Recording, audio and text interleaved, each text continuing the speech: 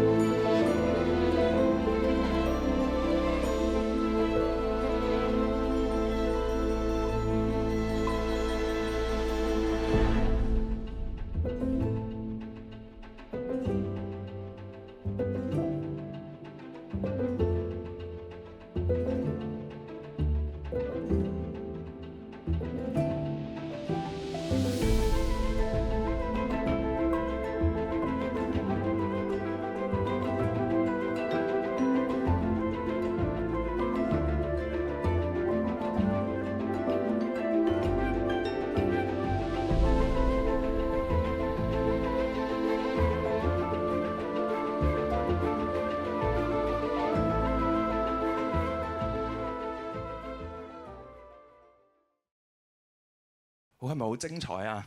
喺頭先咧，我哋透過短短嘅3分鐘啦，咁我哋咧回顧咗3位國際時裝大師精湛嘅技藝啦，同埋佢哋上堂嘅時候嘅一啲精華嘅照片啦，咁樣。咁接下嚟咧，我哋咧係會可以一齊欣賞喺呢一屆我哋呢個 program 入邊咧，我哋課程學員嘅一啲訪談嘅短片。咁咧其實係嚟自唔同背景嘅學員咧，佢哋係會分享咧佢哋喺呢一個 program 裡面佢哋嘅學習所得啦、佢哋嘅感受啦，同埋佢哋嘅嗰個學習嘅成果嘅。Just now, through their videos, we review the remarkable craftsmanship and teaching highlights of the 3 international fashion masters. Up next, let's have a look at the interview video featuring the ambassadors of the program this year. Coming from diverse backgrounds, they will share their learning experiences and achievements throughout the program. Please take a moment to see what they have learned. 由香港時裝設計師協會主辦，並獲香港特別行政區文創產業發展處支持嘅時裝大師特訓班，目標係提升香港設計師嘅專業技術，推動創新，鞏固香港作為國際時裝設計樞紐嘅地位。課程請咗國際知名嘅大師親自授課，為業界提供高端技術訓練，幫助當代同未來嘅時裝創作者喺創意同工藝方面攞到更高層次。2024-25年度課程嘅主題係立體裁剪、時尚變革，由3位享負盛名嘅國際級大師親身授課，包括 TR 裁剪技術創始人佐藤慎權、英國高級訂製時裝設計師 Regan Evans， 同埋2024年 LVMH Savoir Faire 獎得主 Michael Stewart。3位大師透過專屬課堂同工作坊，全面提升學員喺立體裁剪同創意設計方面嘅專業能力。而家就請大家聽下3個大師班學員嘅分享啦。呢個立體剪裁嘅課程咧，其實佢好注重理論同埋實踐嘅平衡嘅，有別於咧以往一啲咧比較側重喺原理啦，比較係紙上談兵嘅一啲學習方法啦，或者係一啲側重喺車縫實習嘅課程嘅。呢個課程嘅安排由淺入深，令到呢個學員咧係可以藉住咧大量嘅學習嘅嗰個實踐嘅過程咧，係固化佢所學嘅理論啦，同埋喺紙樣開發嘅方法嘅。喺個服飾上面嘅結構咧係有唔同嘅位置都涵蓋得到，例如係個衫身啦、個膊頭啦，或者係個衫袖咁樣啦。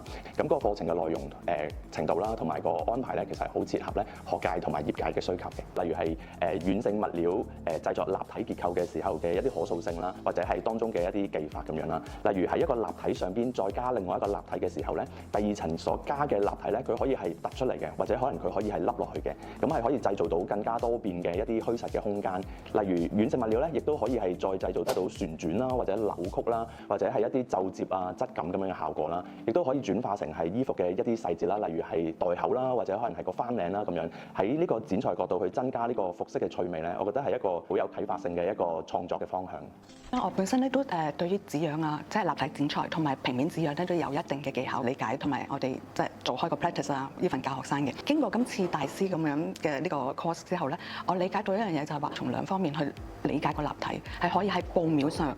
我哋可以喺上高做咗好多唔同嘅 embellishment， 唔同嘅立體剪裁。咁另外一個 point 就係話，我哋係喺個人身體上。我哋講 fashion 平時都係個紙樣係根據翻個人嘅 shape 去做嘅，但係經過大師班呢個咁樣嘅 practice 咧，我會明白到我哋可以 extend 到個身體以外嘅一啲空間，可以做出唔同嘅發展。咁所以呢啲咧都可以喺創作上咧，或者係紙樣立體紙樣方面可以提升咗好多。之前好多時咧就係我哋講話畫 sketch。做咗先，咁樣係有我哋講，其實係一個最基本嘅一個 brief idea。咁但係而家發覺一樣嘢，嘗試就係話，從個 brief idea， 我哋一開始畫嘅唔係喺個紙上高、平面上高做，我直接通過布料、通過 dummy 喺上高去演繹唔同嘅設計。當中你會發覺咧，係我哋講係 create by process， 即係喺嗰個過程當中，你會發覺可以引申到好多唔同嘅技巧啊，或者設計啊，或者一啲細節咧，你係之前係你想像唔到嘅。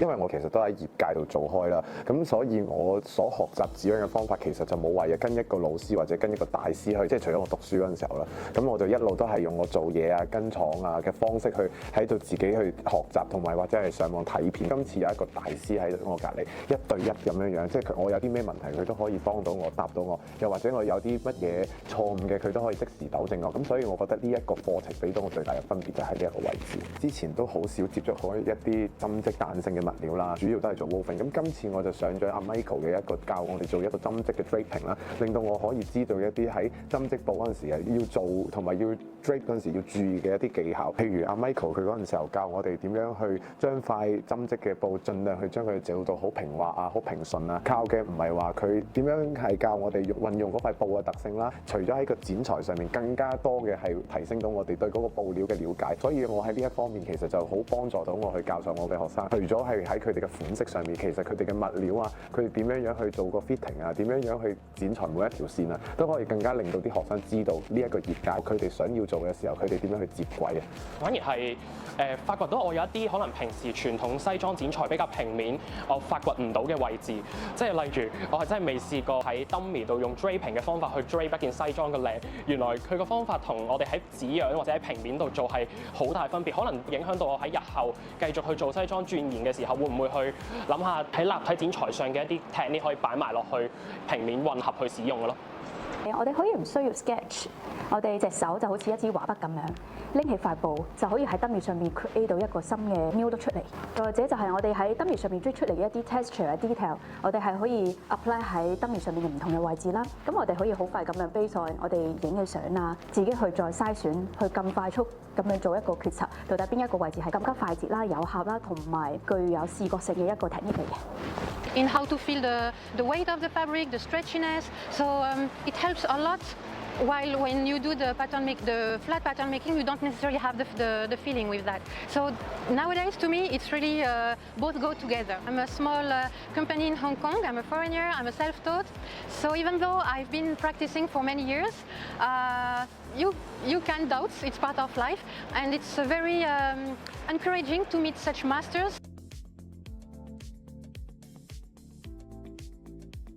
作為一個老師，然後再以一個學生嘅角度去理解我而家教學緊嘅一啲技巧或者係一啲範疇嘅時候咧，個課程俾到我好新嘅另外一個角度。課程我係咪已經滿足咧？我覺得反而就係呢個課程令到我更加唔滿足嘅。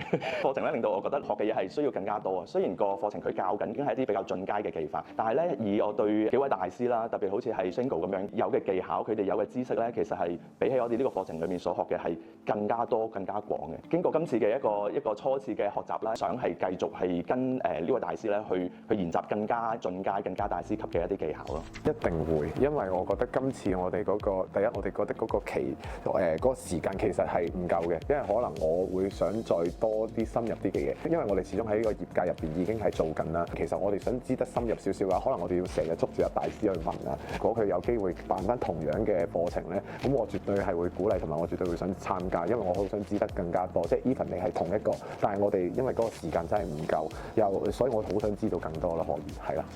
Even 係同一個課程，我都好推薦啲人去參與，因為我有啲朋友我都話呢個課程好好玩，佢係冇 miss 咗，佢係參與唔到。見到有啲 master 佢哋真係好犀利，佢哋本身係個 skill set 係而家我都睇得到喺嗰啲初階嚟嘅。我相信佢係有啲再我哋講嘅 advanced 嘅 skill set 可以從佢哋嗰度學到出嚟嘅，因為佢哋係好 oriented。即係好原創性嘅咁樣，所以當中裏邊佢係教識我哋係個技巧，但係as a designer，我哋係可以通過技巧之後去發展我哋唔同嘅創意。咁呢啲係一個好好嘅 approach 嚟嘅。其實每一個 master 都係好似一個大嘅寶藏咁樣。我哋學佢，我哋一開始 take 咗個 course， 其實只係一個比較接觸到呢個大師嗰個範疇裡面嘅一啲皮毛咁樣咯。其實我哋係可以更加 further study 呢個大師嘅更加複雜同埋具豐富嘅內容，係好值得我哋繼續學習嘅。絕對會非常之值得去花extra 嘅時間去投入喺呢個課堂度學嘅嘢，係可能同平時學嘅嘢係完全有分別啦，亦都可以增進到唔同大家嘅知識，亦都希望可以呢個機構可以繼續提供更加多唔同類型嘅邀請更加多唔同類型嘅老師啊課程可以舉辦嘅咯。If Hong Kong Fashion Designer Associations happen to organize other workshops with the 3 masters or even others, I will be more than happy to join them. 今次課程點解會以立體裁剪做重點呢？其實立體裁剪係時裝設計入面最頂尖嘅技術，亦都係高端時裝製作嘅核心競爭力。再加上而家時裝行業數碼化越嚟越普及，3D 立體裁剪將會成為設計流程入面好重要嘅一部分。另外，立體裁剪可以直接喺人形公仔上處理布料，咁樣可以更準確掌握布料嘅特性同成衣效果，同時大大減少材料嘅浪費，符合環保要求。作為呢個計劃嘅總策劃人同埋項目總監 Janet 張女士設計呢個課程，唔單止係為咗提升時裝作品嘅質素，亦都係配合行業未來發展嘅方向，推動香港設計師向高端製作邁進。其實剪裁同工藝嘅專業技術對設計作品嘅成功有好大影響，但本地業界一直對呢方面嘅技術同從業員唔係咁重視。針對呢個情況，香港時裝設計師協會特別邀請咗多位國際級大師嚟香港親自授課，做實作示範同埋展示作品，仲會透過課堂交流，將專業嘅剪裁技術同工藝知識傳授俾本地設計師同從業員。呢個特訓班仲有一個特色，就係聚集咗唔同界別嘅時裝專業人士，密集式學習，提供切磋同交流嘅機會，擴闊參加者嘅視野。甚至國內都有唔少時裝界嘅專業人士希望參與，證明業界真係有好多朋友想透過呢啲課程進一步提升自己。香港時裝設計師協會主席楊啟斌先生強調，未來協會會繼續舉辦類似嘅國際級課程，並且非常感謝文創產業發展處嘅資助，學術夥伴香港知專學院、香港理工大學時裝及紡織學院，仲有各界嘅支持單位，有大家一齊努力，香港時裝一定可以行得更遠，邁向國際舞台。我哋喺呢個影片入邊咧，其實只係訪問咗幾位學員啦。咁但係其實咧，大家都已經可以睇得到咧，我哋學員嘅嗰個構成啊，係好多元化。我哋有老師啦，有業界嘅設計師啦，亦都有裁縫啦、做紙樣嘅同事啦咁樣。咁其實咧喺呢個即使係同一個課堂，但係喺唔同學員佢哋大家嘅唔同嘅 interpretation 咧，我哋係有好多唔同好有趣嘅交流。特別係我哋頭先影片頭3位啦，3位都係老師咁樣。我哋好希望咧係可以透過即係我哋接受咗呢個培訓，更加緊貼個業界最頂尖嘅技術，然後再透過我哋 as a trainer 咁樣再去教俾其他嘅同學咁樣啦。咁咧而家咧我哋就有請香港時裝設計師協會主席楊啟斌先生 Mr. Kevin Young 上台致辭。我哋有請 Kevin。Elita、Joanne、Catherine， 哇好多朋友啊 ，Eric 啊、Anthony 啊，你哋好多高朋滿座，仲有尊貴嘅英國領事代表，好多謝你哋嘅支持，仲有好多設計師嘅朋友啦、教授啦、業界嘅朋友、同學們，大家晚上好。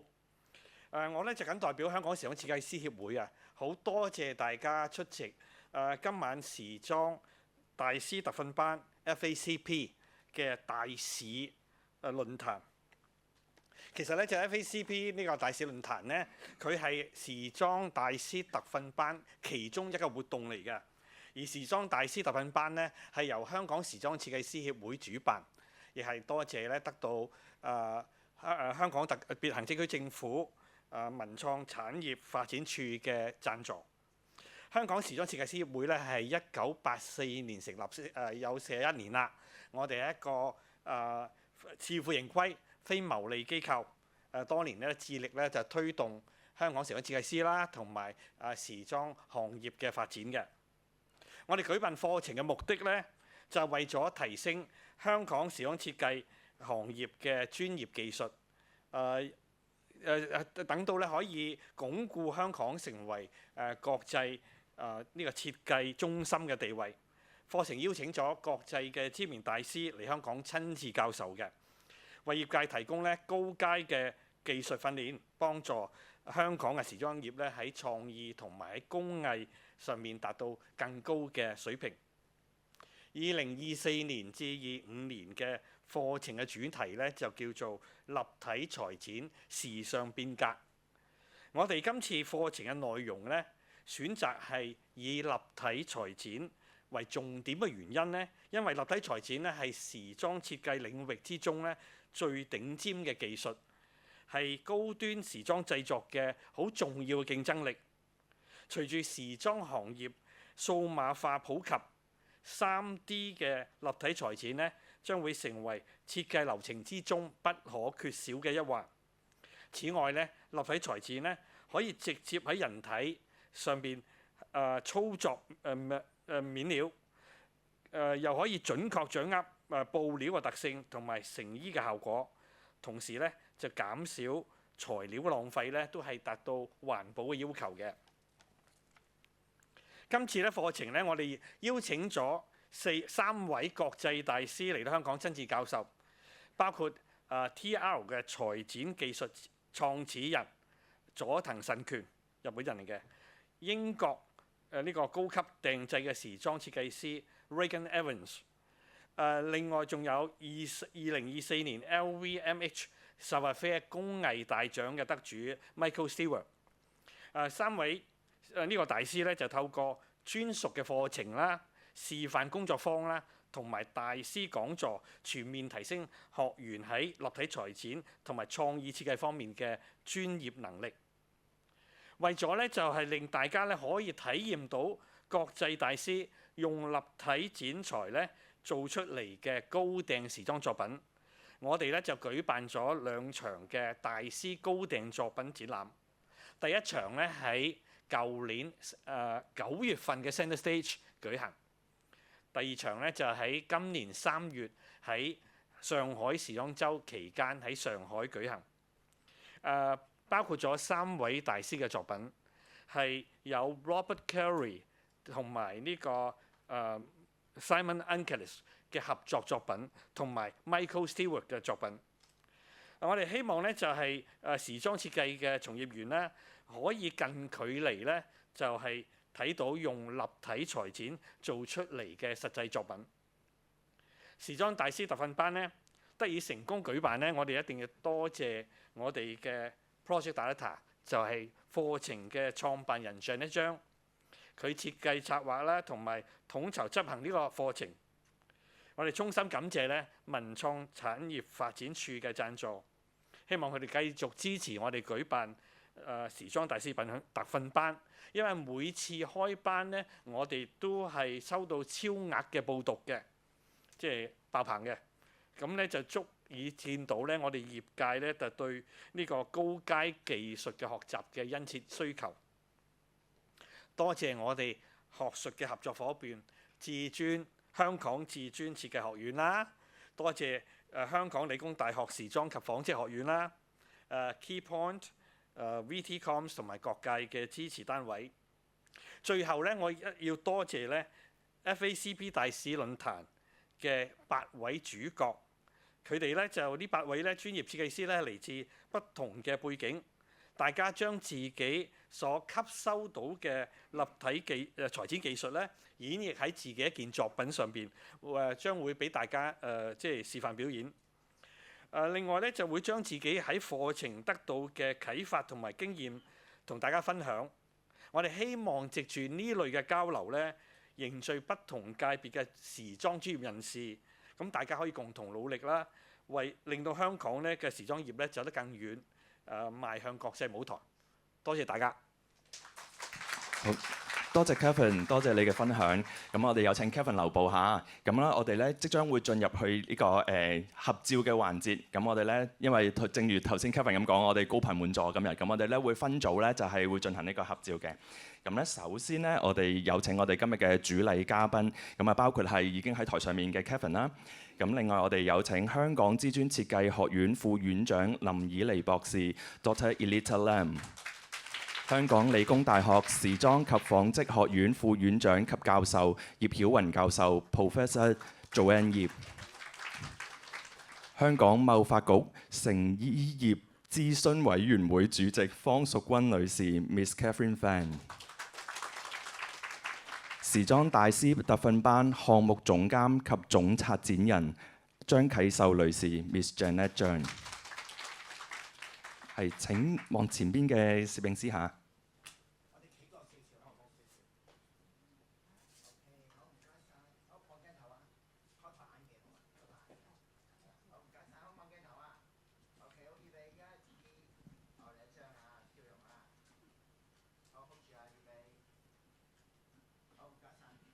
好，請咁多位留步下。咁咧，而家我哋有請我哋嘅支持機構嘅代表嚟到台前咧，係影相留念嘅。咁首先我哋咧邀請咧 Mr. Anthony Gung，CEO of Phoenix Group Holding Limited， 明基金會創辦人嚴志明先生 Mr. Eric Yim， 香港貿發局展覽及數碼業務部業務發展副總監吳文慧女士 Miss Mandy Ng， 香港設計中心行政總裁陳娜嘉女士 Miss Rainy Chan， 香港設計中心總監陳昌琪女士 Miss Candice Chan， 明愛白英奇專業學校設計系主任林仲強先生 Mr. Gary Lam。Mr. Carmen Hui, Head of Design, Fashion and Image Design, Hong Kong DI。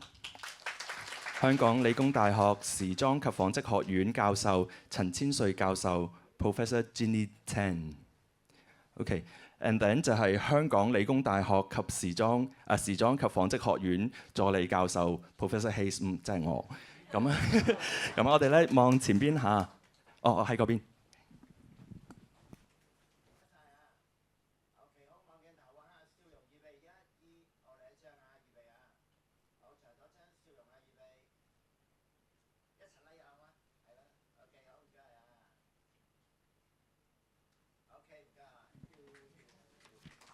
好，唔該晒咁多位。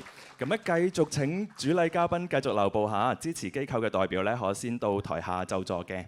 咁咧而家我哋有請英國文化協會嘅代表 Miss Susanna Molly， 以及係 Mr. Kyle Chung， 英國駐香港總領事館副總監 Mr. Stephen Ng， 同埋係捷克駐香港總領事館總領事 Mrs. Kara Hookover。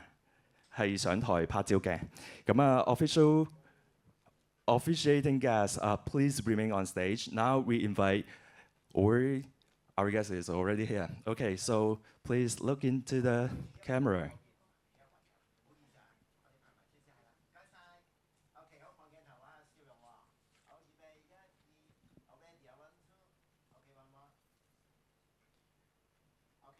Okay, thank you. 主禮嘉賓請繼續留步下。Thank you, Miss Susanna Molly, Mr. Kyle Chung, Mr. Stephen Ng, and Mrs. Kara Hookover.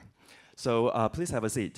而家我哋咧有請幾位設計師朋友咧就嚟到台前拍照嘅，包括係Miss Mayes, Susan and Miss Alice Chu。Okay, thank you everybody。唔該晒，唔該晒。咁啊，終於到我哋今晚嘅戲肉啦。Finally, this is the key part of the event tonight。咁我哋今日咧，我哋即將咧會進行咧一個係小型嘅時裝表演嘅。咁咧每一位係 FACP 嘅 ambassador 咧，佢哋咧以佢哋已經係深造咗一個精湛嘅立體剪裁技藝啦，同埋佢哋別具創意嘅一個設計理念咧，係製作咗8套獨一無二嘅設計。咁啦，我哋今日咧就可以咧係欣賞佢哋嘅精彩嘅作品啦。Now, we are pleased to present the Ambassador Mini Fashion Show. Each of our FACP ambassadors has created a unique design reflecting their mastery 3D cutting and their creative visions. Let's enjoy and appreciate their outstanding works one by one. 首先登場嘅咧係時裝設計師Blanche 嚇，咁咧佢係會代表佢嘅作品咧係代表 Master Michael Stewart 嘅。我哋有請 Blanche。First, let's welcome Blanche Chin Sun Ho, fashion designer representing Master Michael Stewart.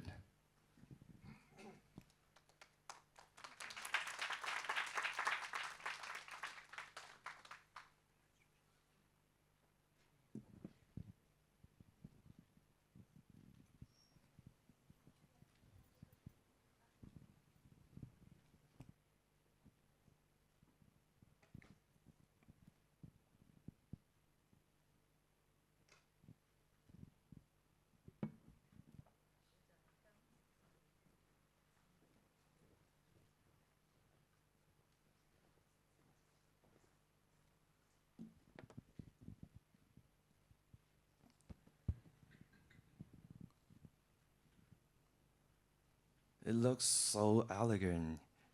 So 我哋有請 Mandy 同我哋介紹下你嘅作品啦。Hello, good evening, everyone, and welcome to the show tonight. And I am so honored to be the first one presenting my project today. I hope you enjoy the show.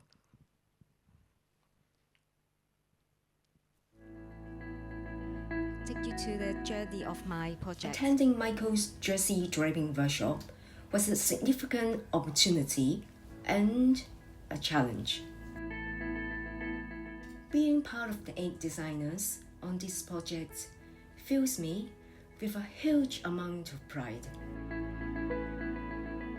My design experience has focused on paper pens and woven fabrics. During this process, I have continuously acquired new skills as I developed my dress.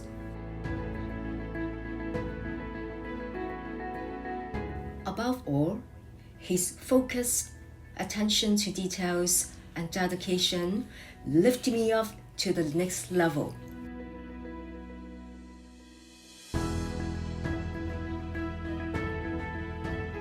This is how he started and what it became.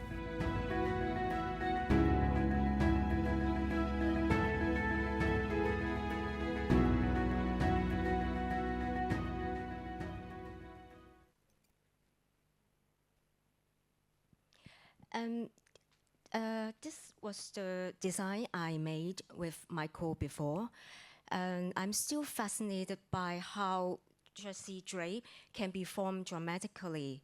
And these 3 things I like to focus for today, what I've learned. Being a woman today is kind of like we have to balance life, work, and dreams are not so easy. We have to act strong at work, while we also sometimes we want to be feminine.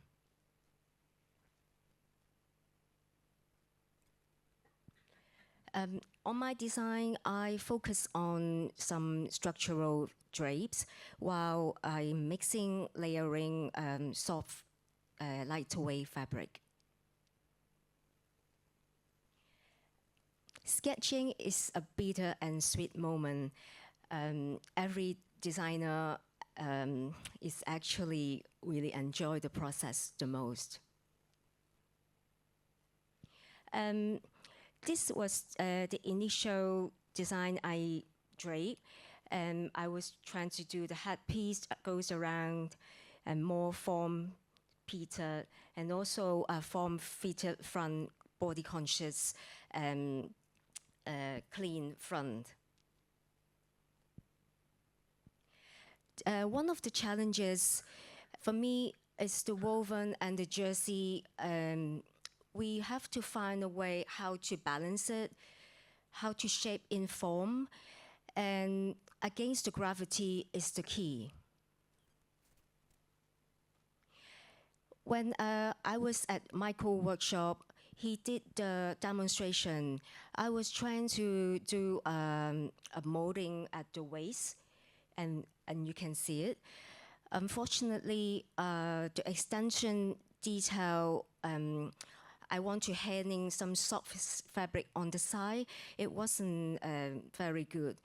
I have to sacrifice this detail.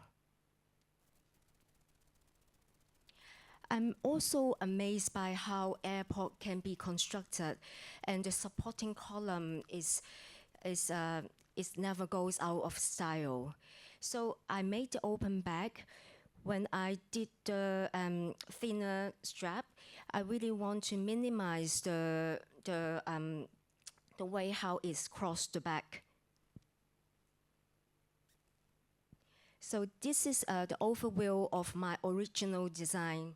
And you can see the fitted front, the molding at the waist, and the organic flow at the back. I still keep it, and also the natural flow side seam, which is I find it quite interesting. One of the idea was I want to make the headpiece one with the one whole fabric all the way from, you can see the front from to the back. I achieved it, and I have to sacrifice this detail again due to time. But I'm okay with this, actually. From form to fold and fold to form, this is the magic moment for me to unpin the drape onto flat and cut the fabric. And you can see how weird shape it can be created, and this is an exciting moment to me. So this is my overall design.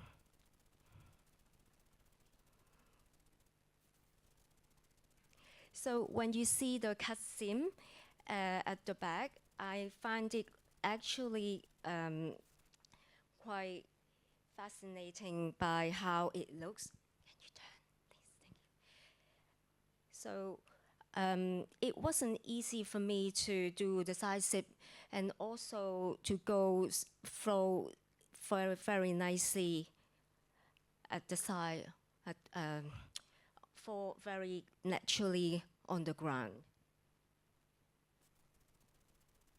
So for Back to the Future now, I'm a backpack designer, and what I've learned, the skill and shaping me up very, very nicely is even looking at in different perspective has been quite cool. At Michael workshop, he asks us, each of us, same question: what else if we can make this design again, and what changes could we make? And these are the three things I really like to remake: the molding grace, the hat piece, and also the finishing at the back I want to remake. And it is how it started and how it became.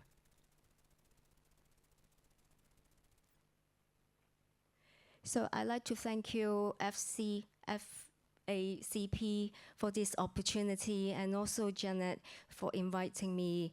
And I hope you enjoy the presentation, and we have 7 more great designers to come. Thank you so much. So thank you, Benchy. It's very elegant, I would say. And then thank you. So 接下嚟咧，我哋有請阿 Queen 嚇，香港理工大學嘅代表，咁嚟自香港理工大學時裝及紡織學院嘅博士研究生，咁佢嘅作品咧係會代表咧係 Master Reagan Evans 嘅。Next, we have Queen Chan Chow Hong, a PhD research student from School of Fashion and Textiles of the Hong Kong Polytechnic University, representing Master Reagan Evans. Let's give her some encouragement.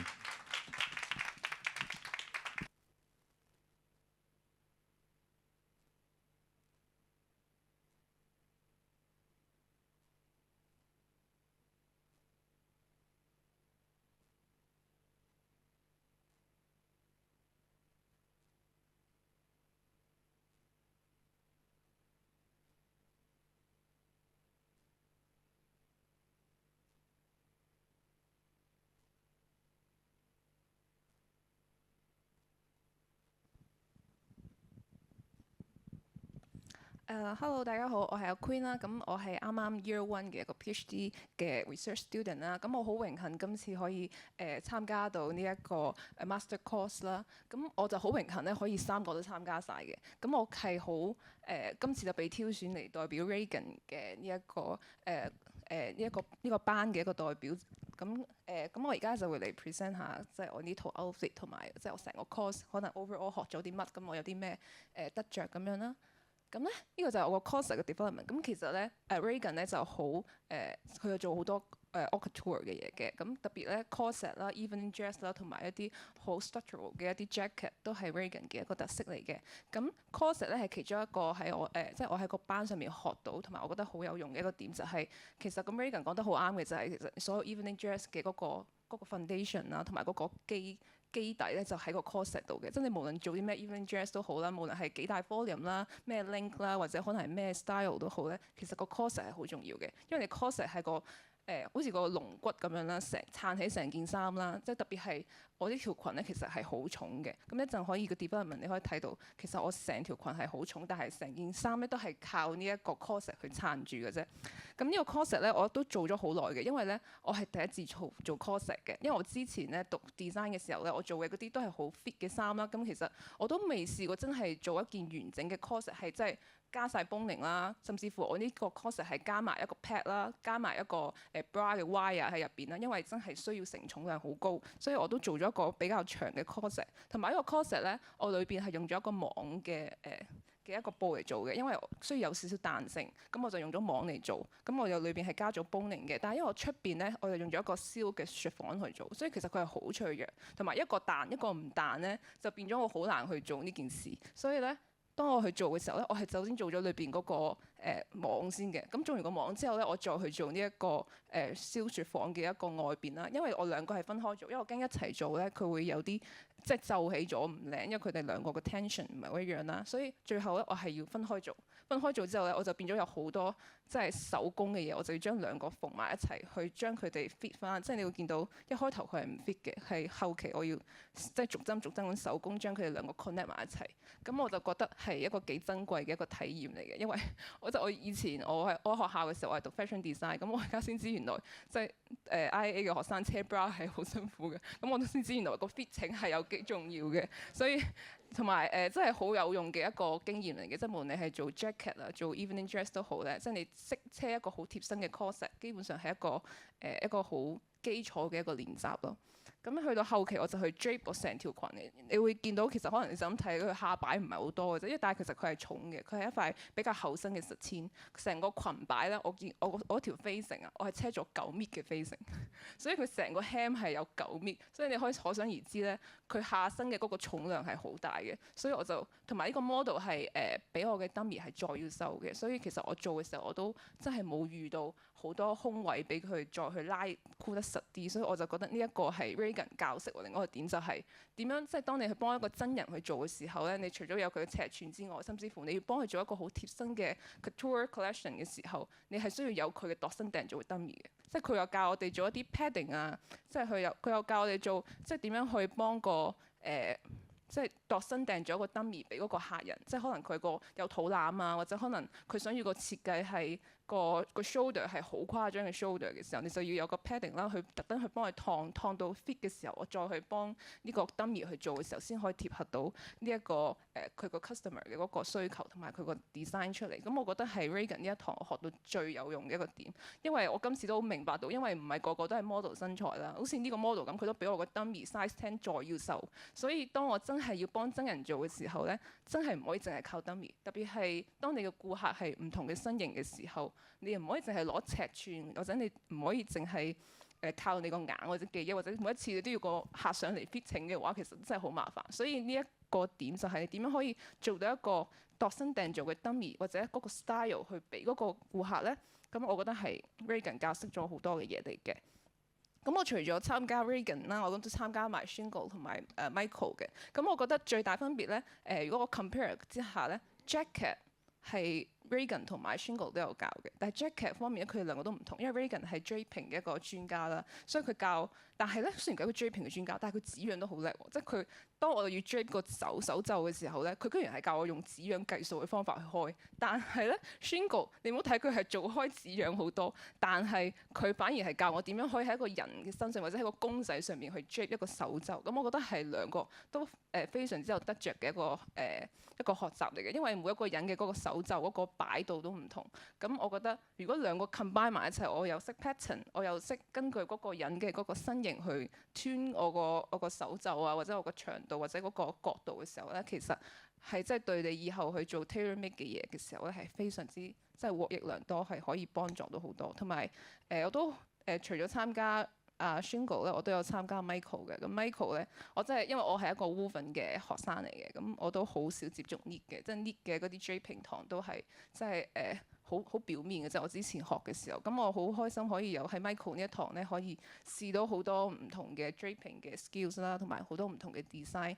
因為knit 係有彈性嘅一塊布咯，我平時都係做開一啲好貼身嘅嘢，但係咧用彈性嘅布嚟做貼身嘅嘢，我真係第一次嘅。咁我就試咗唔同嘅 form 啦，唔同嘅 drape 啦。咁我覺得係好有趣嘅一個點就係、原來呢除咗你係可以做到好貼身，即係你印象中就係可能legging 啊，或者可能係運動衫咁嗰啲好貼身，或者可能你平時買開冷衫嗰啲，即係好普通嘅 design， 但係原來呢都係可以做到好 fancy 同埋好 fashionable 嘅一件事嚟嘅。咁我就覺得係Michael 呢一堂咧，其實我都學到好多新嘅一啲 idea 即係可以以後可以試下再knit 同 woven combine， 甚至乎可能你 knit 裏邊有個 corset， 咁可能嗰個你個承重量或者可能你做到嘅嗰個 variation 又可以係更加多嘅。咁我覺得係一個幾有趣嘅一個 overall 3個 course 都上晒嘅一個得着啦。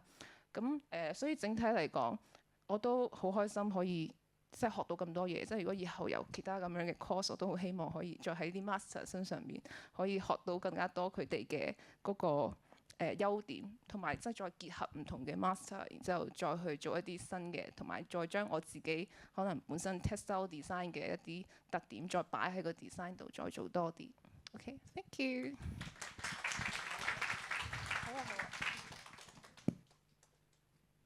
好，可以請 model 同埋 designer 可以俾大家影張相下。咁我哋好多謝阿 Queen 嘅分享啦。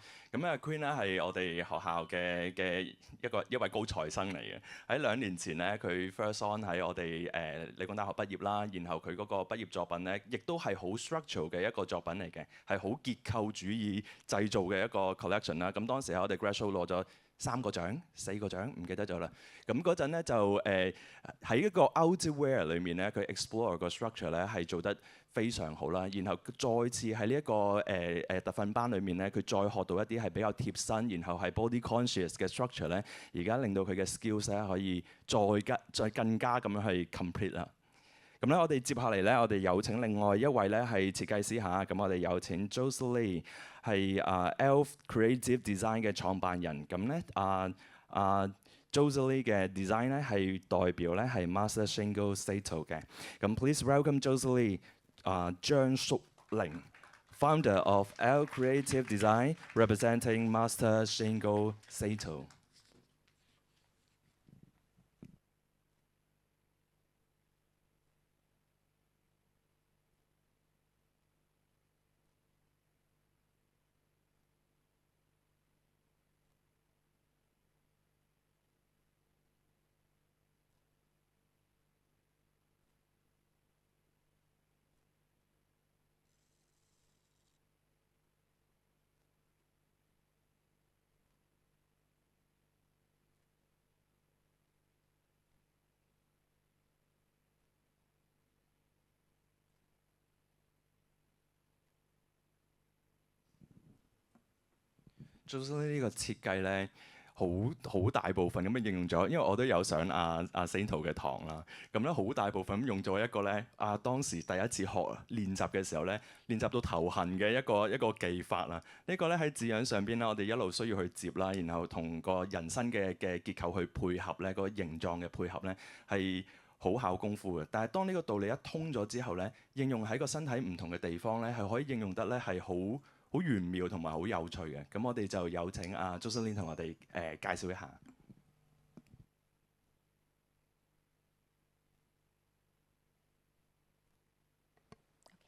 Thank you. Good evening. I'm Josephine, founder of Elf Creative Design. I'm glad to be one of the ambassador, and I will use Cantonese to present and explain with a little bit English. Let's start. 咁其實咧喺大學讀書嘅時候咧，我已經好中意做紙樣嘅研究啦。咁尤其是關於 origami 喺 pattern making 嗰方面嘅應用咧，咁我係尤其最深嘅。咁都係做咗好多唔同類型。咁其實當其時都會發現咧，當你個 origami 喺嗰個 pattern making 嘅時候，如果我用個 merge 嘅字嚟去形容，即係佢融入咧嘅程度越多咧，咁其實佢係越困難咁樣去做出嚟啦。咁例如，譬如我哋今次上 Master Shingo Sato 嘅堂嘅時候咧，咁其實佢就好好咁樣由淺入深咁樣教我哋做好多嘅嘢。咁你可以見到呢度其實只係一小部分，咁就可以加好多唔同嘅效果落去啦。咁甚至乎我哋再進階少少咧，就會加到可能係一啲 box 啊，又或者係 collar，甚至乎係一啲 tie 嘅。咁而所有個人最中意嘅咧，就一定係呢個 technique 啦。咁亦都係應用咗喺呢個 outfit 上面。咁一陣咧就會再詳細講多少少嘅。係啦，咁除咗上完Master Shingo 嘅堂咧，都好彩可以讀到 Regan Elvins 嘅大師班啦。咁我哋都會嘗試咗 3D draping 嘅 jacket。咁然之後咧，亦都嘗試咗呢一個 3D draping 喺呢一個 evening gown 同埋呢一個 corset 嘅。咁其實做呢個 corset 嘅時候咧，係有別於我讀緊 Intermate 嘅時候做嘅 corset，因為呢個 corset 咧，我哋係要試好多 interlining 啦，咁嚟去揾一個你最想要嘅效果。然而喺做呢一個 draping 嘅時候，因為我哋要 balance 啦，咁其實我哋要用好多方法去 fix， 而我就揀咗用打線釘咁樣啦。咁然之後，我哋喺上面再做一個 draping 啦，咁最後出嚟個效果就係咁。咁我個人就幾中意個效果，所以都有少少放咗落去我 outfit 嗰度嘅。咁而家就開始講我嘅 outfit 啦。咁大家都會見到好簡陋嘅 sketch 啦。咁其實就係因為我哋做呢一個嘅 technique 嘅時候咧，會係不停有好多 development 嘅。咁at the same time we can invite our model to show us the outfit。咁例如個 top 咁樣啦。咁其實咧我就會用咗呢一個 handbag 學到嘅技巧。咁當其時咧，我哋其實係學呢一個手袋嘅一個摺紙嘅技法啦。咁當然地，其實喺個身上面咧係會難少少去處理嘅。不過我就覺得難處理嘅地方其實唔係喺個 darts 度，而係你處理完個 darts 之後咧，你仍然要保留到嗰個 style。咁其實你就要去點樣去 arrange 啦。簡單啲嚟講，咁然之後咧，你就要arrange 完之後啦，咁你就攞翻落嚟再 trace 啊。咁然之後咧，其實我哋每一條線都會 insert 一個三角形嘅 pattern 去提供個 volume， 就會做到一啲摺疊嘅效果啦。咁呢度 total 17條，咁最後咧就會好似 model 而家身上面嘅 top 咁啦。咁頭先講過，我就好中意嗰個corset 嘅 concept 啦。咁所以今次都係做咗單肩，同埋喺件衫嘅 finishing 就會做咗一個 full lining，同埋 with 呢個 hand stitch 去做翻嗰個收尾。亦都會加入一啲比較 ready to wear 嘅元素，就係將嗰個平時用嘅帶咧，咁就變咗 elastic band。而喺嗰個紐門咧，我亦都 inspired by 呢個 Shingo 嘅一個 origami 嘅 pocket， 咁就將佢變成一個紐門。咁最後出嚟嘅效果咧，其實就會咁。咁其實喺 dummy 上面就當然會 fit 啲啦。咁所以呢個我都會覺得未來係一個可以再去 improve 嘅位嚟嘅。咁事不宜遲咧，我哋就講下身啦。咁坦白講，下身係幾 challenging 嘅，因為咧我哋學嘅時候只係學到上身，就即係呢個 background。你會見到咧，佢個窿窿咧就開喺呢一個 dart 嘅位，即係 bust point 嘅位。咁換言之嘅説話就係你去處理嘅時候，其實就係 base on 喺嗰個 dart 嗰度去消化咗佢啦，我哋叫做。咁而搬咗落下身嘅時候咧，咁我都會諗，其實個位置有啲尷尬。咁所以我喺做呢一個 design 之前就做咗一個2分1嘅 scale 啦。咁但係原先設計咧，我就諗住就係做前腹嘅啫，因為未試過挑戰全件。咁但係 end up 我就發現，即係會欲罷不能，就會好想挑戰全件都係用呢一個嘅紙樣去做啦。咁變咗就好似要去處理5個 dart 咁樣啦。咁最後咧，托賴呢一個Shingo Santo 嘅大師咧，就真係搞得好好。咁所以我哋就會有好多 basic 嘅 concept，咁令到我可以順利咁樣處理到呢一個嘅紙樣啦。咁然而去做1比1嘅時候咧，我自己就覺得要有多啲嘅挑戰啦。咁我就今次咧就會將嗰個窿窿擺喺一個我自己想要嘅位置，即係而家 model 大髀上面嗰個位置啦。You can turn a little bit to show the yeah 係啦。咁佢呢個窿窿咧，其實喺做嘅時候咧，我都會有一啲領悟啦。咁例如我哋去做呢個紙樣嘅時候，呢個窿窿嘅大細其實就同你 cut 嘅一個 panels 咧有關嘅。例如我而家有23個 panels 啦，咁如果我想佢個圓形做得靚咧，咁其實你就要計好角度。咁一個圓360度，咁除23，咁每一個 angle 就係大約15.7度。咁你個 angle 如果維持喺呢一個15 65.7度咧，咁你就可以有一個比較平均同 balance 嘅放射性線條。咁好不幸地咧，我就喺做緊嘅中途先發現呢一個月苗，咁我都覺得係一個開心嘅驚喜發現嚟嘅。咁所以都喺度同大家分享下。咁不過你其實做呢啲紙樣嘅時候，都唔一定要去 balance 嘅，就可以自己去做 arrangement 咁樣咯。咁最後咧，咁其實呢個紙樣 end up 拉出嚟咧係有2.3米長嘅，咁可想而知係好長啦。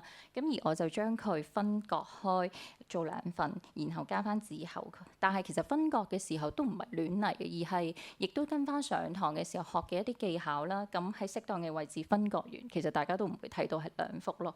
咁然之後最重要嘅位置咧，其實就係你個燙整啊。咁你要落好多嘅針，你見唔見到大家？呢邊呢幅圖咧係好似星空咁樣啦，咁咧我哋要落好多針，然之後去做一個最重要嘅步驟，咁就係一個燙整。咁其實經歷完呢個 Vegan Elephants 嘅堂之後咧，就會發現做 interlining 係要好多考量，咁最後我就選擇上漿水咁去做呢一樣嘢。然而咁我就會配合埋 full lining 去調翻個形狀出嚟啦。咁最後出嚟個效果就會係咁樣啦。咁我覺得未來都真係有好多發展嘅可能性啦。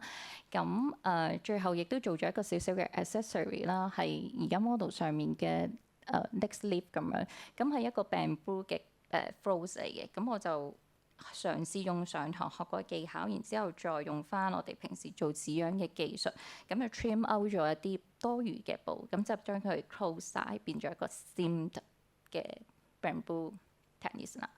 咁最後咧都好開心可以上到呢個 course 啦，尤其都會識到好多志同道合嘅同學仔啦，同埋我覺得呢個 course 會係我人生最難忘嘅一個course 嚟嘅，因為我發現喺整理呢個 PowerPoint 嘅時候咧，見到當年做 FYP 嘅時候，我有研究過 Master Shingo Sento 嘅嘢咯，咁係 cap 咗喺度啦。咁我覺得喺香港可以上到國際級大師嘅堂，真係好幸福，亦都好幸運啦。咁希望有機會可以再上佢嘅堂，親口同佢問下啊，做呢啲其實係咪有更加多嘅巧妙咧？係，多謝大家。多謝 Josephine 嘅分享嚇。其實咧，因為我都有份上Sato嘅課堂啦，咁我哋學咗有好3幾個咧係比較簡單嘅基本嘅技巧，但係當呢啲技巧咧，我哋融合埋咗一齊之後咧，就可以係變到千變萬化。就好似頭先阿 Josephine 入邊其中有一個 page 咧，佢咪擺咗好多個練習嘅 prototype 出嚟嘅。我哋只係喺10堂裏面，我哋做咗好多嘅練習，全部都係有唔同嘅款式同埋唔同嘅設計，咁啊好有趣、好實用嘅一個課堂咁樣。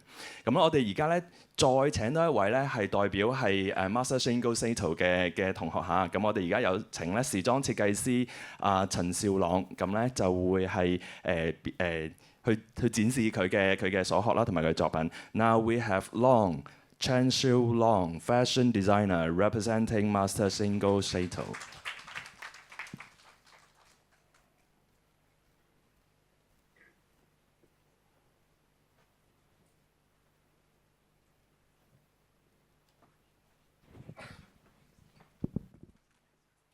大家可以睇到咧，同頭先嘅作品咧又有好唔同嘅演繹喎。但係其實我哋係嚟自同一班嘅喎，我哋學緊同一個理論嘅技法，然後有唔同嘅演繹。咁我哋一陣就留待阿朗同我哋講解佢點樣去 interpret 呢個啱新學嘅一個技法啦。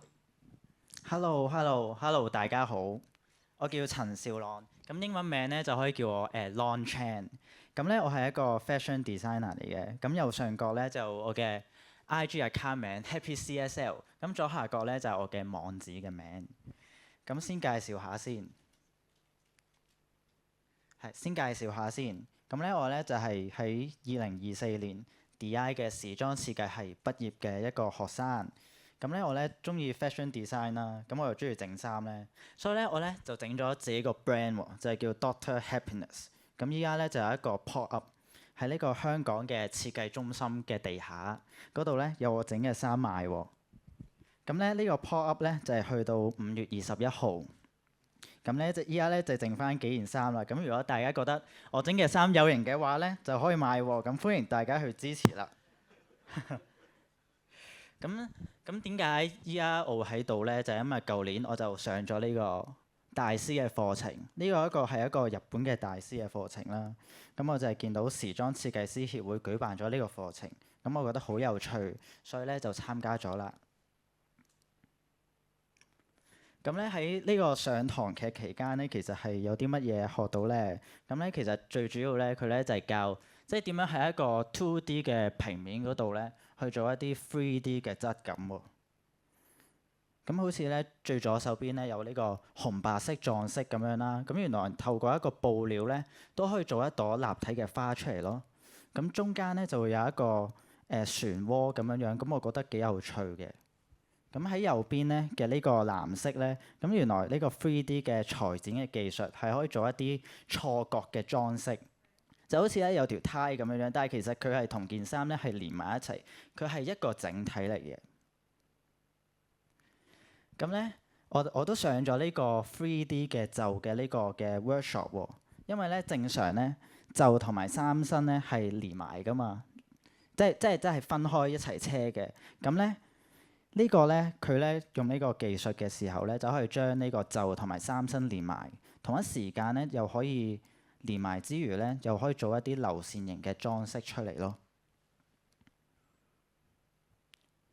咁咧呢個咧就係其中一個膊頭嘅一個 workshop， 咁咧就係教你點樣做一個起角嘅膊頭。咁咧我咧就係第一次做呢個起角嘅膊頭啦。咁就係透過喺膊頭嗰度做一啲嘅僭建，咁佢就會出咗一個立體嘅形狀，就好似左邊咁樣樣。咁咧就喺呢個布嗰度咧就直接裁開去，咁你就可以分好多唔同嘅一個區域，然後咧你將呢個紙樣裁布嘅時候咧，咁其實呢個形狀咧就會可以出咗嚟咯。即係一個膊頭，佢可以尖啦，又可以係方形，即係原來係乜都得咯。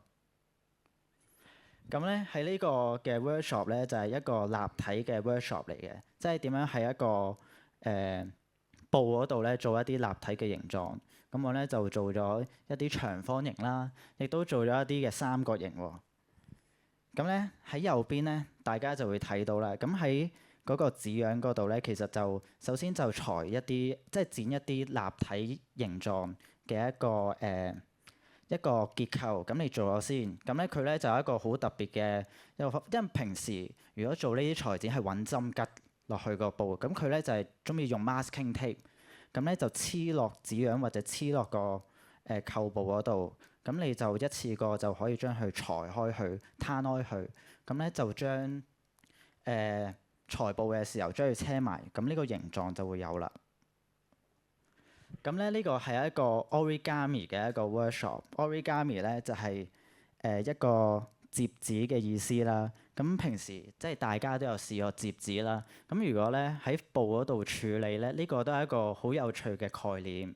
咁其實布都可以摺啊嘛，所以其實咧個 mindset 咧就係即係將布咧變成好似摺紙咁樣做咯。咁最近咧，咁我就需要整一套衫啦，整一個 outfit 啦。咁呢個Shingo 嘅呢個堂咧，就可以令我可以喺創作上面有更加多嘅可能性啊。咁我嘅靈感，即係做呢件衫嘅靈感，就係大家喺呢個街嗰度咧，你會見到好多嘅雪糕筒啊，交通嘅雪糕筒啦。咁咧，我咧就需要做一個長褸啦，做一個嘅 tote bag 啦。咁我哋咧就想將呢啲嘅元素融入一齊咯，即係雪糕筒啦、tote bag 啦、長褸啦，同埋我喺上堂學到嘅呢啲嘅技術，將佢融入一齊。因為我就幻想，如果我係一個雪糕筒會係點咧，就好似依家你見到咁。咁呢個就係我嘅一開頭嘅一個嘅概念。咁呢個就係我呢個月做咗出嚟嘅作品啦。咁大家就會見到左邊就係一個長褸啦，右邊咧就係一個有呢個 origami 嘅呢個細節嘅呢個嘅一個 tote bag。咁咧呢個長褸咧其實係結合咗喺 Shingo 堂嘅呢個 3D 立體裁剪技術，結合雪糕筒元素嘅一件長褸。咁咧其實咧大家就會睇到，其實我係有一個嘅明袋啦，佢係一個真係一個插袋嚟嘅。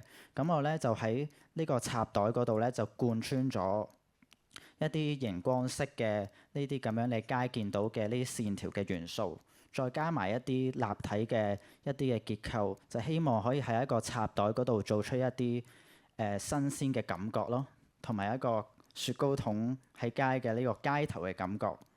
咁喺做咗呢個立體嘅呢一個結構之後，其實入邊咧都係需要有一啲嘅支撐嘅，所以咧我就喺深水埗咧就買咗呢啲叫呢啲咁樣嘅海綿，就希望咧就喺一個正方體嗰度，但係佢係一個好有 support 嘅正方體，佢唔會冧嘅。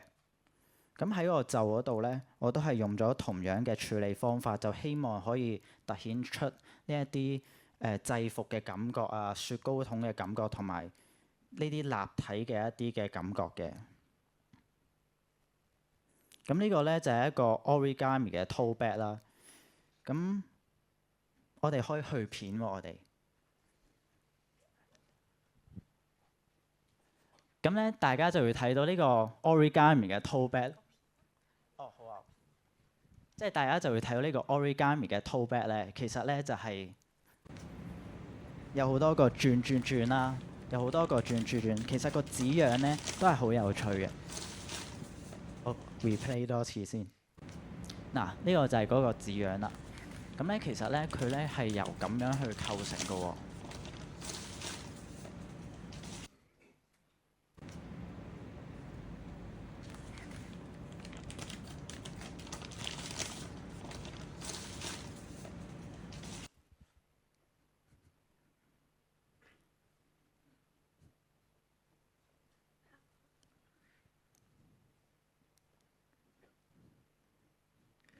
咁咧呢個嘅tote bag 啦，即係大家要見到有個摺紙嘅技術，其實咧就係首先就係喺個紙樣嗰度咧，你要界好多個你想要嘅線條先。咁咧你就喺外面由外到內逐楷咁樣去攤開咯，就好似摺紙咁樣樣。所以咧大家就會見到臨尾呢度咧就會佢攤開嘅時候，佢就係一個好長嘅一個紙型，咁你就裁布嘅時候咧，咁你就將佢摺埋去，咁佢就可以變成一個摺紙感覺嘅一個袋啦。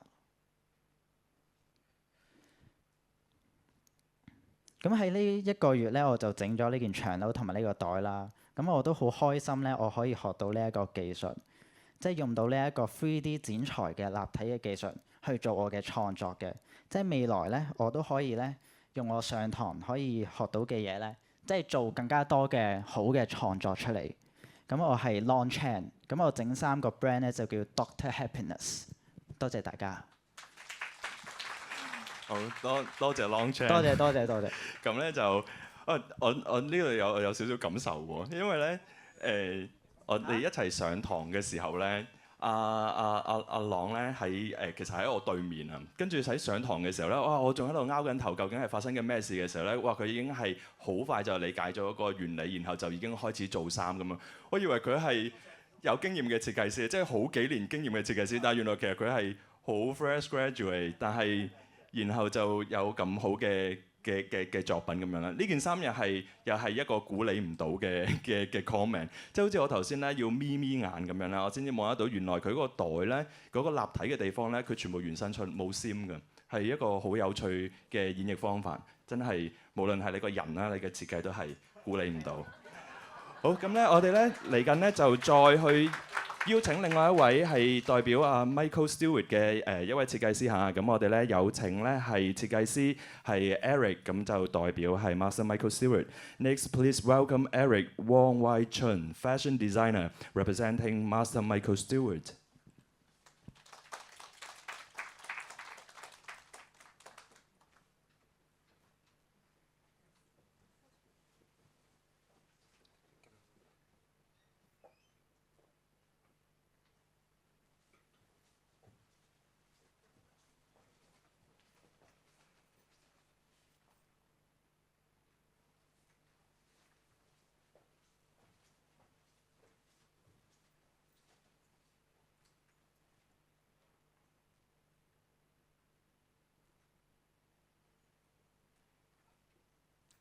開始啦，係咪 ？OK。咁大家好，我係 Eric 啦。咁我喺今次個課程裏面咧，我上咗 Reagan 同埋 Michael 嘅 course 嘅。咁咧喺Reagan 個 course 裏面咧，我就develop 咗一個detail 咧，就係想就係想好似有個扭毛跟 twisting 嘅一個 detail 嘅。咁我將呢個 detail apply 喺我嘅 design 裏面啦。咁喺Reagan 個 course 裏面咧，個 final 嗰個 outfit 就係咁樣，你見到就一個好似有少少真係扭毛巾嘅 idea 擺咗喺個胸同埋喺個腰間個裙嘅。咁然後喺 Michael 嗰度咧，我亦都用咗類似嘅一個idea， 咁想將一個 twist 緊嘅點講咧，一個 detail 啦，擺喺全件衫度 instead of 一個 detail 咯。咁跟住最後就嘗試多一個 idea 咧，就係最尾個 outfit 度咧，就用一條線就做晒成件衫㗎啦。咁然後今次呢一件衫咧，去做嘅時候咧，我就想試下可唔可以連嗰一條線都冇埋嘅。咁咧最後呢一件衫就其實係冇任何一條線都冇，一幅布咁做嘅。咁然後我可以俾大家睇下個 demo。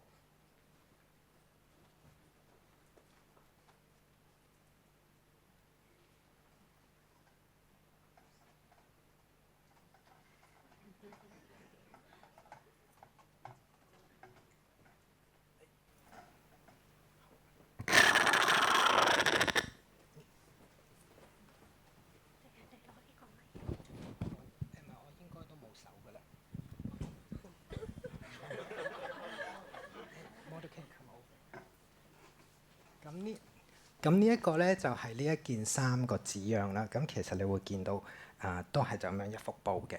咁然後我就好似咁樣 cut 咗個 line 啦，同埋兩邊嗰個 armhole 先嘅。咁其實咁好簡單地就我哋淨係收翻佢呢個位置比較貼身啲。其實就車咗個暗線喺裏面嘅。咁然後喺後面咧，我哋都做翻相同嘅嘢。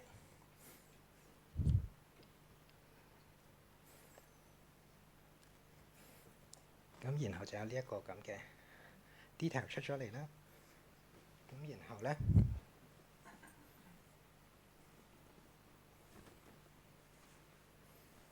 我就之前提過想做一啲 twisting 嘅效果，咁就將呢一度同後面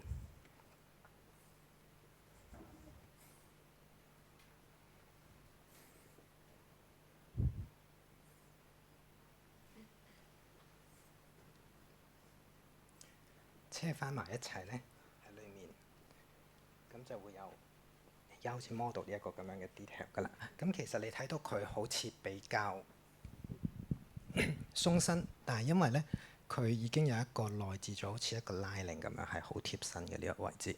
咁其他全部都可以係一路根據個着嗰個人嘅 movement 就擺動㗎咯。係啦，咁呢個就係我嘅設計。咁都因為頭先提過係冇無縫㗎啦，呢個設計冇線嘅。咁但係就因為我 represent 咗Michael， 咁我就加咗一啲 Michael 常用嘅 detail 入珠仔落去啦。係啦。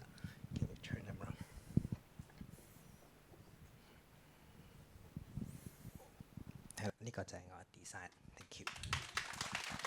好，唔該晒Eric。咁咧就好精彩啊嚇！如果你冇講解嘅話咧，我哋淨係單憑我哋目測咧，我哋真係破解唔到你嘅字樣。正如就好似之前咧，Michael Stewart 咧喺嗰個 forum 裏面有講到，即係有同學問佢嚇，究竟嗰啲珠珠嗰啲設計係點樣做咧 ？Michael 就話：我唔話俾你知，等你自己破解。咁你而家又留低咗一條問題俾我哋去幫你破解啦。咁咧，我哋嚟緊咧就會到學院嘅代表。咁咧，我哋咧有請 Nelson。咁咧就係香港知專設計學院時裝及形象設計系嘅講師。咁咧，Nelson 嘅作品咧就係代表Master Michael Stewart 嘅。Please welcome Nelson Leung Chung Ting, lecturer of the Fashion and Image Design Department of the Hong Kong Design Institute, representing Master Michael Stewart.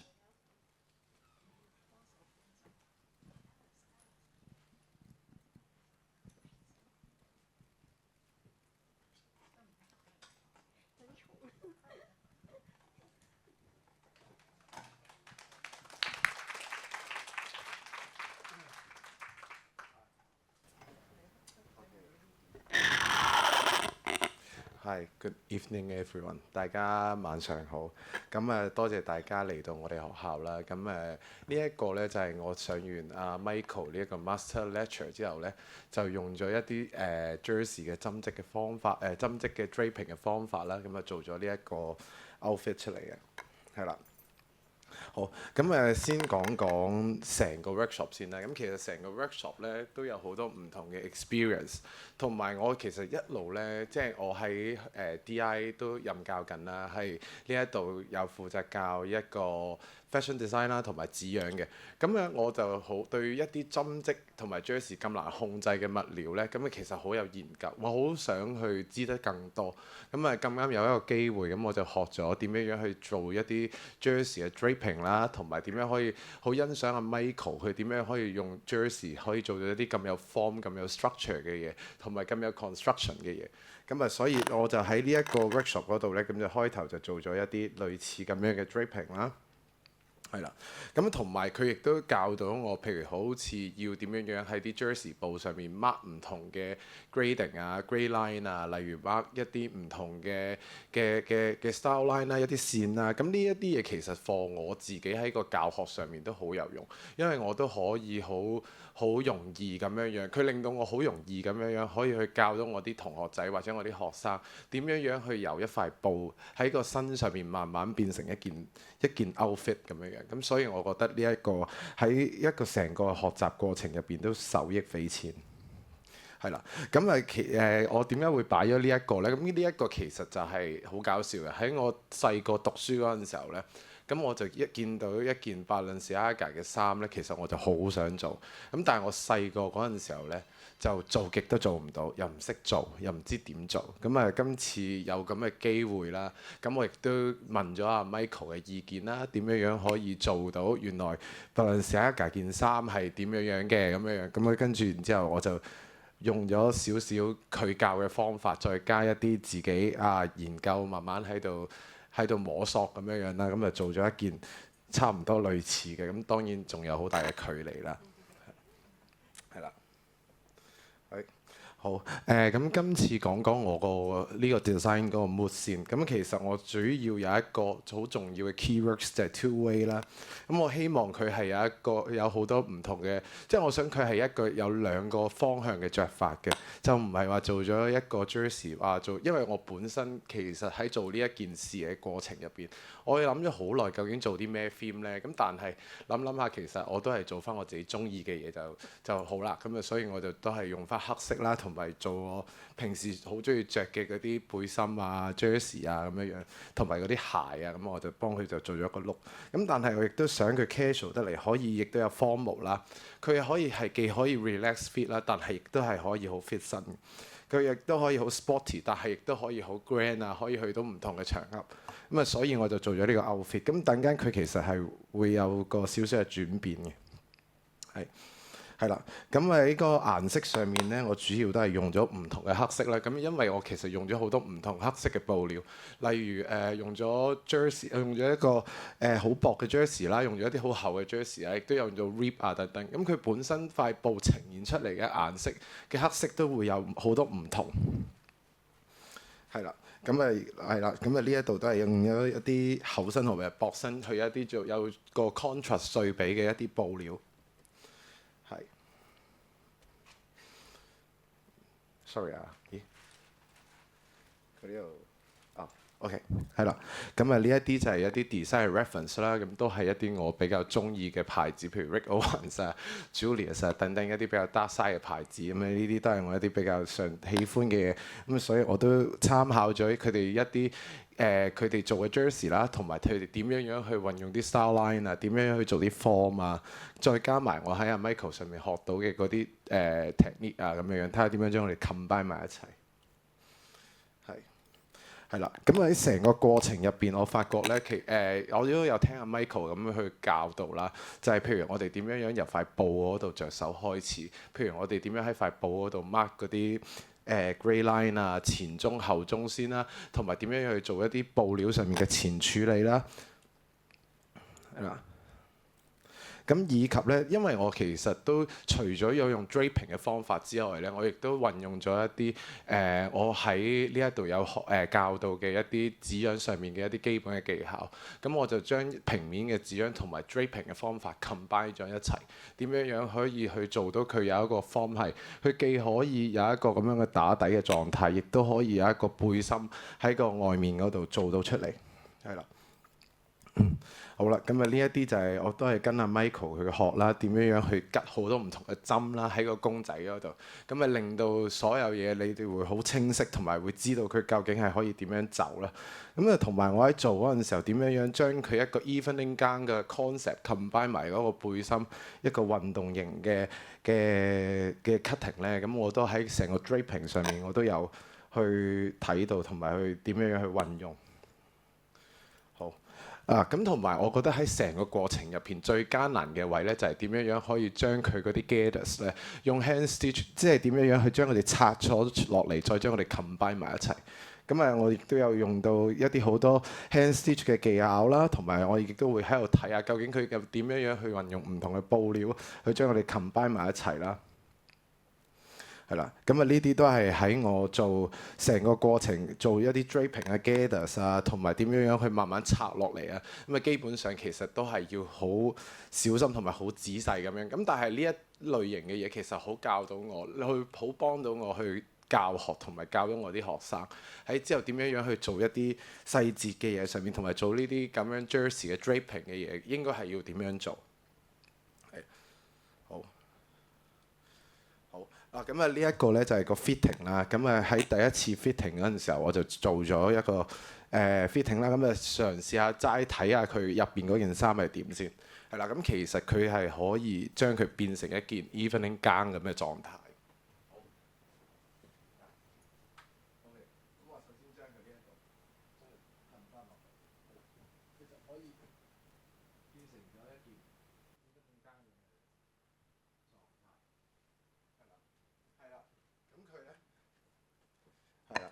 咁所以咧，佢就係嗰個 two way 嘅着法，佢就係既可以係一件 evening gown 咁樣樣啦，但係佢亦都可以保留翻點樣樣，佢由一件背心、一件好 casual 嘅 outerwear， 即係一件好casual 嘅衫，演變成為一個咁樣樣嘅 evening 嘅，可以着到去一個晚裝嘅狀態，係啦。咁呢一個就係個 design sketch illustration， 就係我嘅 concept， 亦都係我成個 presentation， 係啦。好，多謝晒大家。多謝 Nelson 嘅分享。喂，頭先嗰個 Balenciaga 嗰個係真係集體回憶嚟喎，因為係真係好多好細個嘅時候去學 fashion design 睇嘅一啲 reference 嗰個 Balenciaga。咁我哋期待你啊，用呢個技法咧，將 Balenciaga 轉化變成 Rick Owens 咁樣。好，咁多謝你嘅分享嚇。咁嚟緊咧，我哋會再我哋邀請係Isaac， 咁咧Isaac 咧就係 Calico Design Limited 嘅設計總監。咁咧Isaac 嘅作品咧就係會代表Master Regan Athens 嘅。Now we have Isaac Yuen Guan Chi, Design Director at Calico Design Limited, representing Master Regan Athens.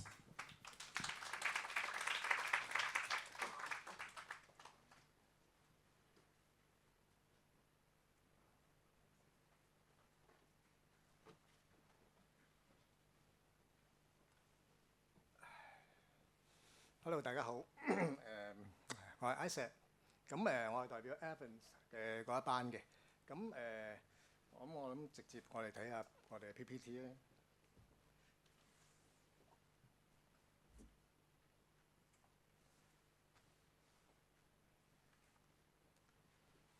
我諗我先 share 下我上呢一班裏邊我哋所學到嘅嘢先咧。咁啊，首先咧，其實都我諗大家之前都有聽其他同學所講，咁其實我哋都做呢個晚裝嘅話咧，其實都好注重就係個 closet 嗰個 develop， 咁同埋一啲好constructive 嘅嘢。咁同埋喺個 3D draping 裏邊咧，我哋點樣將嗰個 dark 即係一啲最基本嘅 cutting 改變咗，變成一啲 form。咁呢一個係呢個 course 裏邊即係重點，即係俾到 inspire 我哋點樣去做嘅一啲嘅唔同嘅 technique。咁你會見到佢亦都有除咗晚裝之外，亦都有啲西裝啊，有一啲正裝嘅嘢。咁我哋咧即係將嗰個 dark 啊點樣去 eliminate咗，用一啲唔同嘅一啲表演嘅方法，一啲活嘅雜啊去表現到。咁呢啲係一啲堂上嘅一啲 practice。咁另外就係話點樣樣去 insert 一個真係比較專業嘅一啲 closet。咁呢個喺晚裝裏邊一個好重要。咁頭先有啲同學即係大家 share 咗，其實晚裝就算你嘅衫係點樣樣嘅一個 volume 啊，或者唔同嘅款，最重要你個 closet 嘅 fitting 啊，係支撐住成件衫嘅一個 development。咁呢度亦都睇到上堂裏邊大家即係嗰個專業性啊，嗰個技術嘅大概嘅要求啊，都好仔細嘅。咁另外第三樣嘢喺呢個堂裏邊 inspire 到俾我咧，就係話除咗針織我哋可以 create 自己嘅 fabric 之外，其實梳織布我哋都可以係 create 一啲有 texture 嘅 fabric， 可以將一個 2D 嘅嘢變成一個 3D 嘅一啲嘅特別嘅效果。咁我哋裏邊咧做咗好多小嘅 experiment。咁呢啲小嘅 experiment 咧，我哋可以擺喺一個 small dummy 裏邊去試一啲特別嘅效果。咁呢個咧就係用唔同嘅一啲技法。呢啲係一啲比較手工嘅，就唔係話我哋可以用一個常規嘅一個紙樣去可以做到一啲嘅效果。咁我哋做咗一啲 texture， 咁可以喺唔同嘅部位去做到一啲 design 嘅 detail。咁我點樣去 combine 咗呢啲 detail inspire 你去做一個 design 咧？咁呢度其中一個，咁我呢度我就 share 有2至3個嘅 creation 係 for 呢個 textual development 嘅。咁係擺一啲hand stitch 嘅 smocking。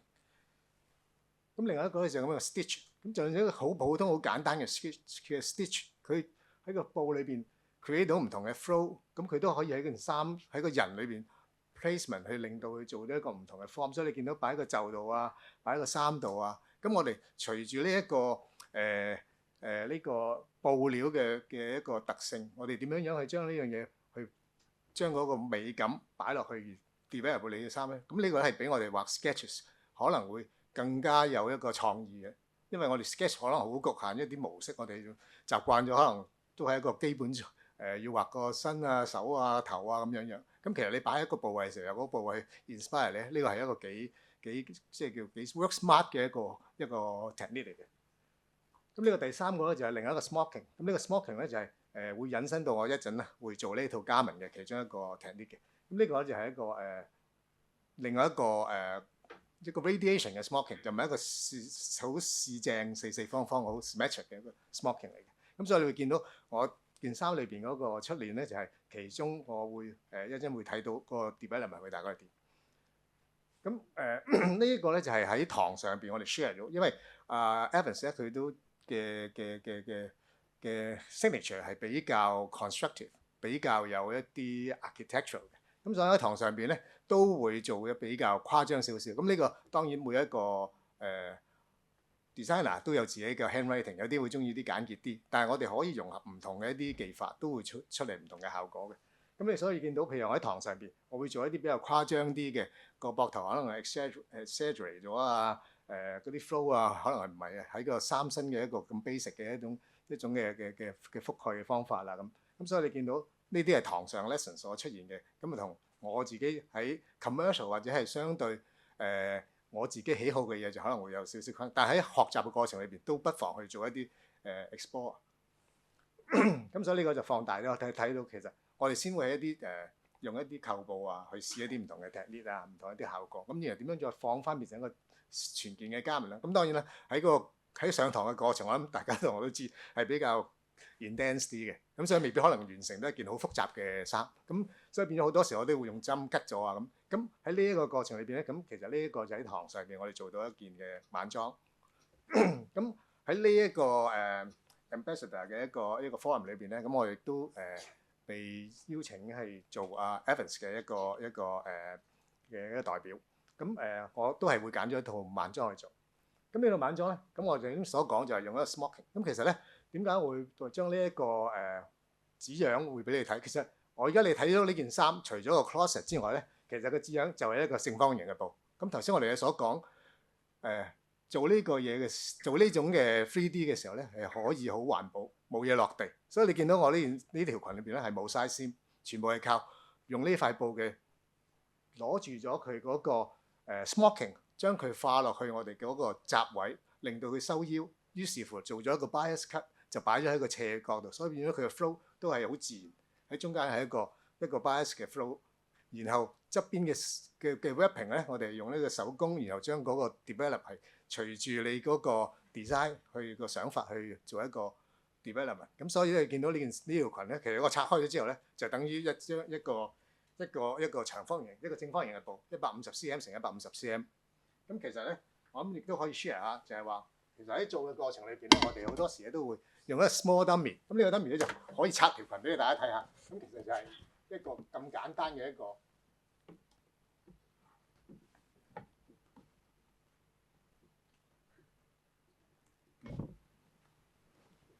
corset， 再加一塊長方形嘅布，咁就係呢件晚裝嘅 pattern 啦。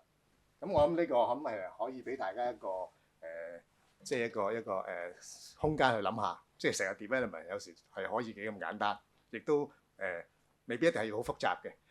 咁咁我諗喺呢個過程裏邊，我哋都 share 下我做呢件衫裏邊一啲細節咧。咁頭先我講咗，咁我先至喺一個 dummy 細嘅 dummy 裏邊去做一個效果先。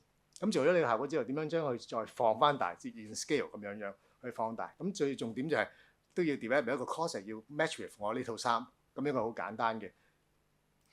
咁你會見到我要做咗一個由細變成大嘅時候，咁當然會有啲嗰個布料現 scale 咗之後，可能會有少少個嗰個紋路啊，各方面會有少少即係同人聲亦都有唔同嘅。咁所以喺呢個過程裏邊，你見到成個 development 會盡量會跟翻個細嘅公仔，然後出嚟個效果。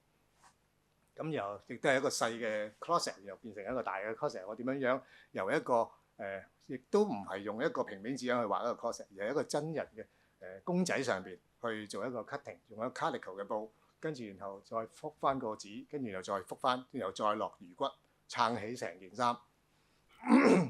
咁呢度會見到我已經做一半啦，個 closet 未搞嘅。咁呢度跟住我哋點樣將個 closet 同埋件衫再 combine 埋一齊。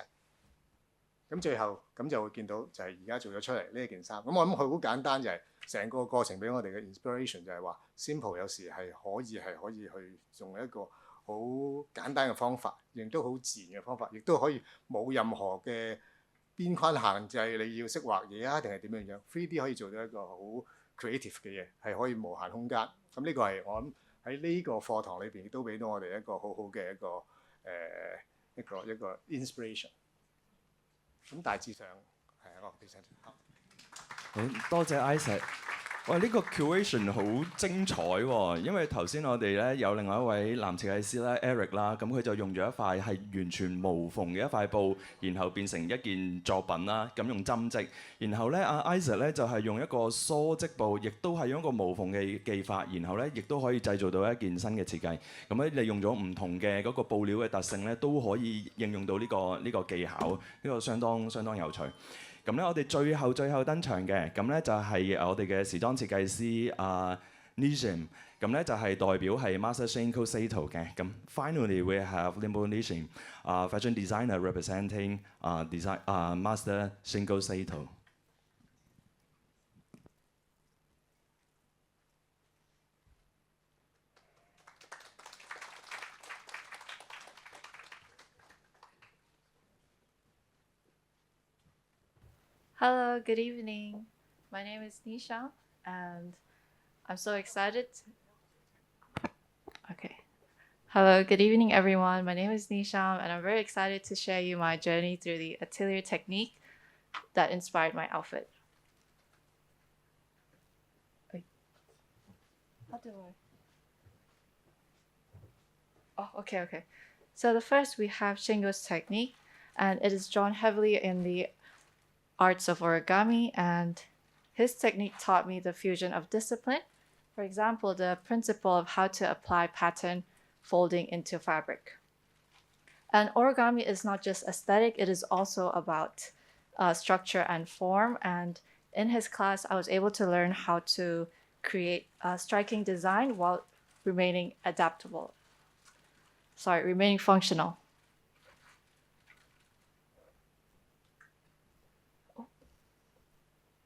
Sorry, how do I go back?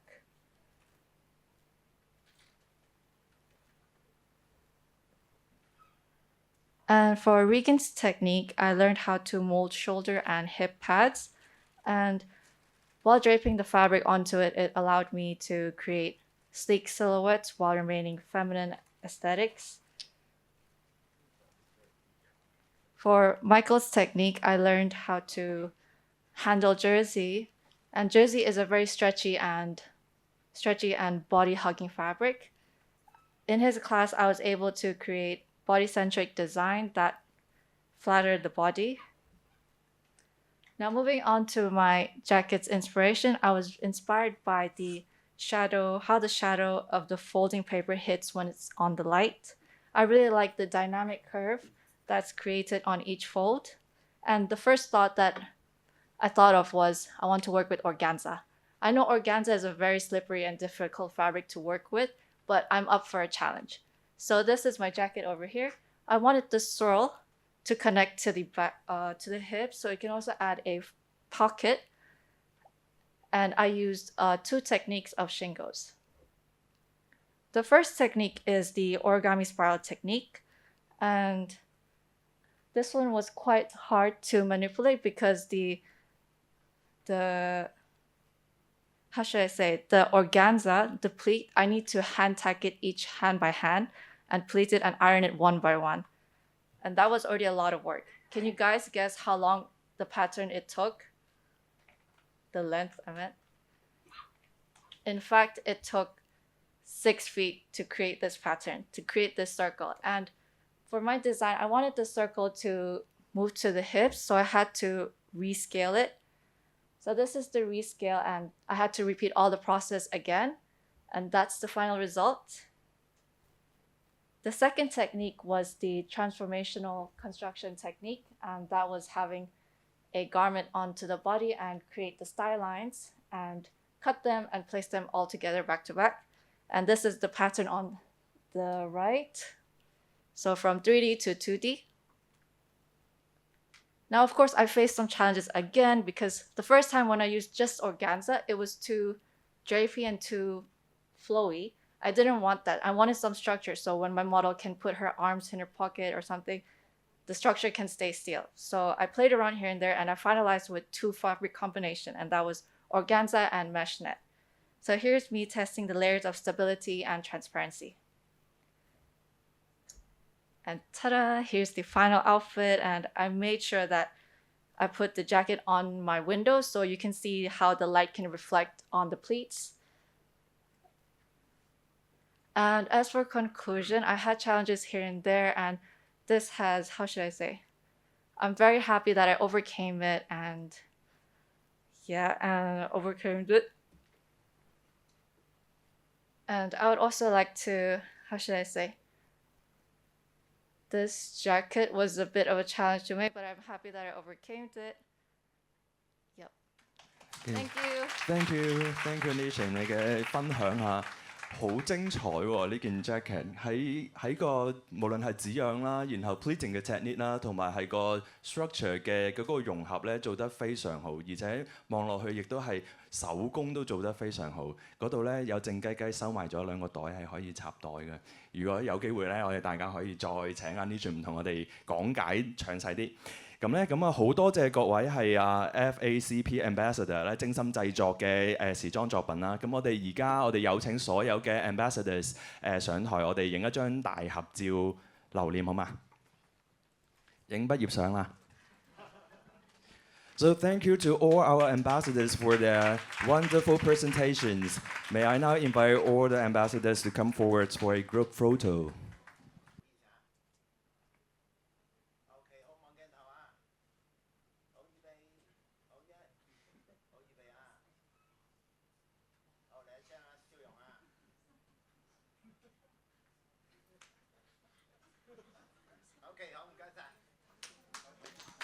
我哋再留步，請留步嚇。咁我哋再有請係阿 Kevin 同埋 Janet 同我哋嘅畢業生一齊影相。我哋亦都請埋阿 Joanne 同我哋嘅畢業生一齊影相。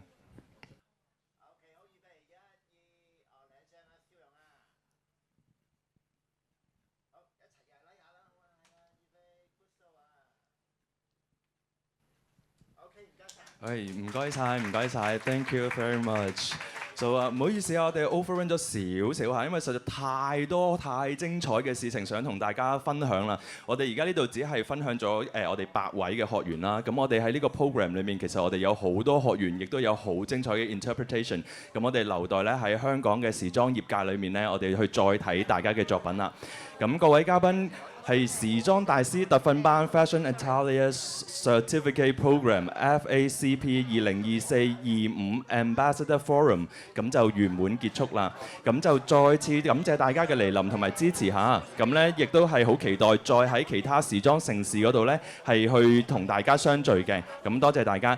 喺離開之前一樣嘢，離開之前請大家咧完成咧手頭上嘅問卷，然後將呢個問卷咧交俾我哋門口嘅同事。如果有任何需要係協助嘅地方，咁就請可以揾我哋嘅同事啦，舉手啦，我哋嘅 team 係會好樂意係去幫助大家㗎。This concludes tonight's program. Thank you once again for joining us. We wish you a pleasant evening and look forward to seeing you soon again. Thank you very much. Before leaving, please complete the questionnaire and hand it to our staff at the entrance. If you need any assistance, please feel free to raise your hand and our team will be happy to help. Thank you.